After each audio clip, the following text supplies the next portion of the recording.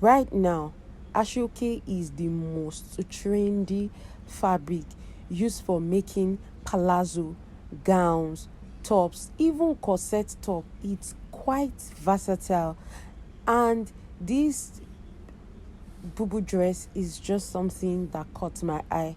If this is something you would like to make, then continue watching. So guys, for this tutorial we will be needing two packs of Asoke.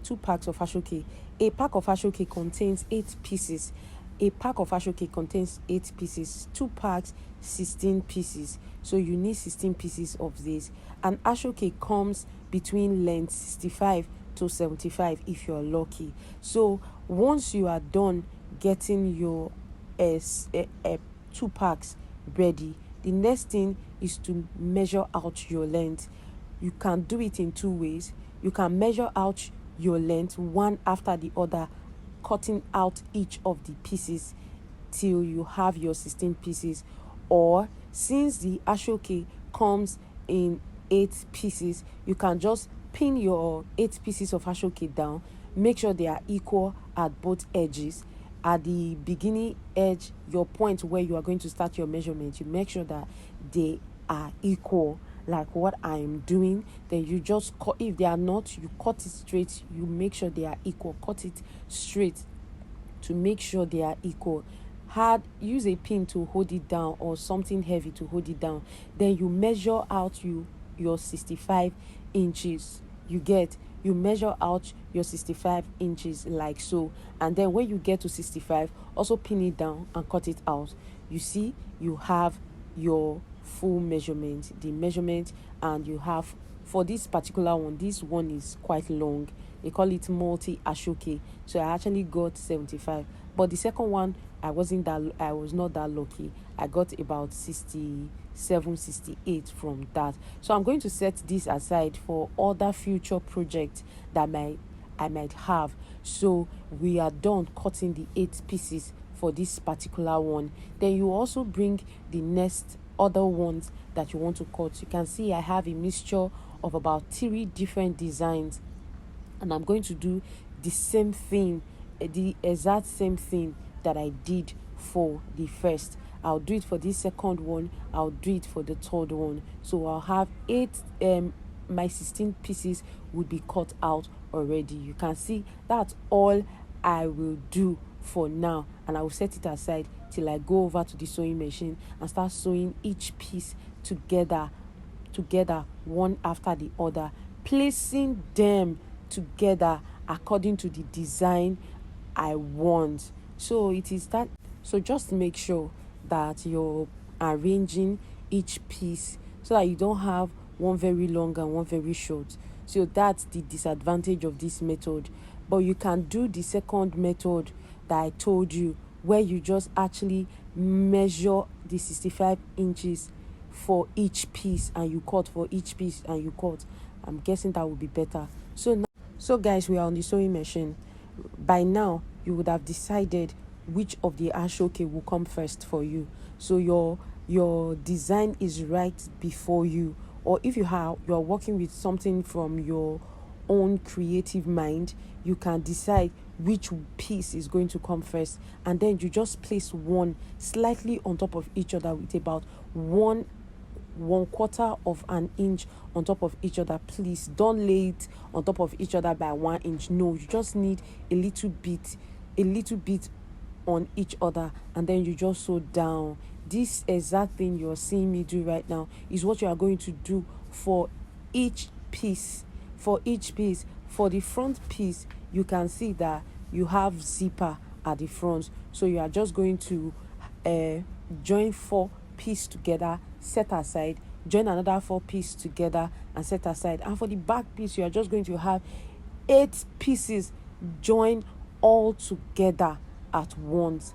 I believe this is clear. So I just wanted to show you this exact thing I'm showing you right now is the same way we make gele, all those Asoke headgear. That's the exact same way we sew it. You see, despite my calculation, my measurement, you see that I still have some Asoke that was short. So just That's why there is need for you to add as much allowance as you can. It may be that is the longer one that is the correct 65 inches, maybe that is a shorter one, but at the end of the day you still have your measurement intact. So most likely the measuring 65 inches one after the other will have less shortage if you try it. So this sewing is something I had to show you. This is how to sew ashoke. If you are going to make a palazzo, you have to sew it down like this first, then you place your pattern on it and cut. It is just that simple. If you haven't done it before and you are thinking to yourself, this thing must be very difficult, this is how simple it is. And ashoke is it's not such a pricey fabric that you cannot buy just to also wear a trendy design. So this is what I did. Like I said earlier, we have zipper in front, so we have 4 on each side. We have 4 to the left and 4 to the right for the front, and for the back we have all the 8 pieces joined together. I told you we are using 16, 8 at the back and 8 in front. For the one in front, you sew 4, set aside, so another 4, set aside. Don't forget the placement of your design. How you want the ashoke print to be on your body. Then once you've decided that, this is the next thing to do. So once you are done sewing this, it is just very easy. If you have an electric sewing machine or an industrial machine, you will not feel the matching too much. You will not feel the stress of sewing it too much, because it is just, if you already know how to sew straight stitches, you already know how to sew on a straight line, this project will not be difficult for you to do. So whatever style or design made with ashoke that you've seen online, my dear, it's something you can try your hands on. It is worth the try. We are here to assist you and make your DIY journey fun and easy with little to no mistakes that can be corrected. So you see, this is my 4 pieces. I'll set it aside, I'll do the other. So I'm done with the 4 pieces. I'm done with my back, the front. I'm also done with the back. So the next thing I'm doing now is to measure. The neckline depth is 9 and the neckline width is 3. So I'll just mark out and join the 2 points together. 2 points together like you would on a normal fabric. Now you are just going to work with the fabric like it is your normal chiffon, crepe, Ankara. You're just going to put neckline, and after cutting out the neckline, the next thing I'm just going to measure 2 inches at the shoulder slope side of the dress. 2 inches. I'm just going to mark out 2 inches like I would do for any normal free size bubu dress, and I'm going to mark that 2 inches and just slant to the neckline. So please, if you haven't subscribed, please give us a like, subscribe. We really appreciate your feedback. Comment, share, and engage our post in this season of love. Show me love, please. Show me love. Encourage me. So I've slanted to the neckline, and I'm just going to cut it out like you see me do.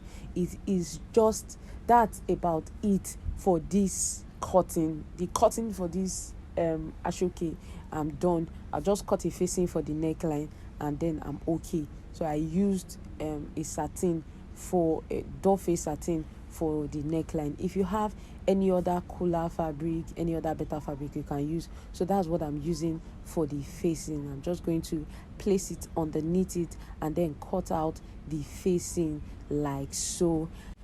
So we are just going to cut out the facing, placing it like that.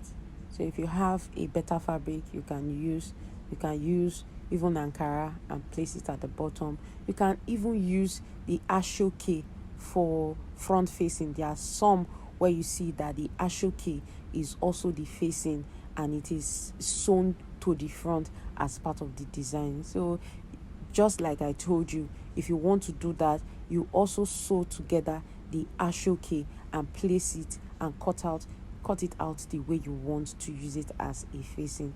Is that simple. So I'm done cutting out the facing. I'll set it aside. So you are done cutting facing for the front. You also cut facing for the back. I've already done that off the camera. Cut neckline for the back, 3 by 1 inch. Then also slanted the shoulder by 2 inches. You know, the normal regular stuff. These are things I believe you already know. So if you don't know how I cut out the back, this is exactly what I did for the back, 3 by 1 inch. So it was just that straightforward. So I also cut out the facing for the back, which is what you are saying. So I take it to the sewing machine and I just fold the edges of the facing. So you know, for the ashoke, you don't have a wrong or a right side. You choose whichever side that is right for you and make it your right side. So place your facing on the right side because you are going to sew it and turn it to the back like what I did. And then I'm going to do a top stitching on the lining side. I'm going to do a top stitching as far as I can on the lining side. So you just sew and then you flip it to the wrong side, press it down, and if you have hemme gum, just use your hem gum to hold it down. It will do you a whole lot of good. See how smooth and nice it is. You do this for the right side and you also do this for the left side, I mean the facing. So this is the other side of the front piece. Like I told you earlier, the front has a zipper, so that's why you have 2 pieces for the front instead of 1. So you are just going to sew the same thing, do the same thing that you did for the other side. For this side, you sew and then do a top stitching for it. You see this part I'm just doing, this part I'm sewing down, I took it slightly. It wasn't even more than 1/8 of an inch. I just took it a little bit because I wanted my lining piece, the rough edges at that point, to be hidden. I didn't want to go and be thinking of how to weave. I wanted it hidden. Now I'm just doing a top stitching. I'm doing a top stitching for it. And like I said, once you are done sewing, you have hem gum. Just press it and it will just sit right at that back without giving flipping coming to the front. So I'm just pinning it down to have a smooth, to be relaxed and in place. So I'm pinning it down. It is really something that is easy if you follow this video. It's the tutorial. It is just straightforward. I told you we do easy here. So now I'm just fixing my zipper. Once you are done with the facing, the next thing I did was to add my zipper. You can take this zipper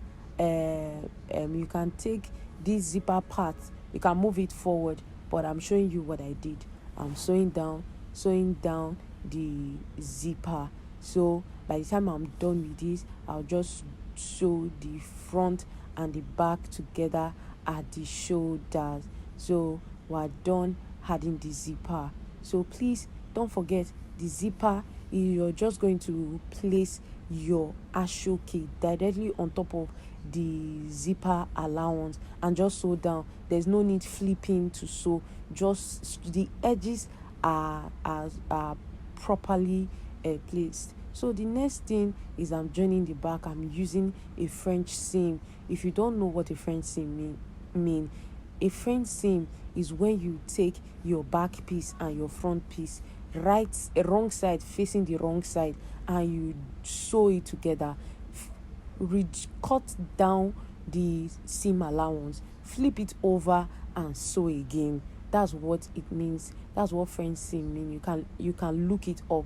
Is what I don't want to weave it I don't want to have to bother myself weaving this clothes. I did not weave any part of this dress. It was just this French seam that I did for the shoulder. The shoulder was about the only part of this dress that had raw edges, so I just concealed it with French stitching. So if you don't know anything about French stitching, you can read it up, you can research on it, but this is what I did. Once you are done joining the shoulders, the next is to add your organza. I used organza of about 6 yards. I just sewed it into two because I didn't want any rough edges. I just concealed it. I sewed it as a band, flip it out, and then iron. Then I just sew it down on the dress. I just did a slight pleat on it, and then I added a measurement. You know, it's a butterfly dress. The measurement has to be visible on the front side of the dress, and then I was done with the dress. So please let us know if you try it out. If it was something that you enjoyed watching, give us a like, comment, and we'll be glad to respond to all of your comments. Thank you. See you soon on our next tutorial. Bye.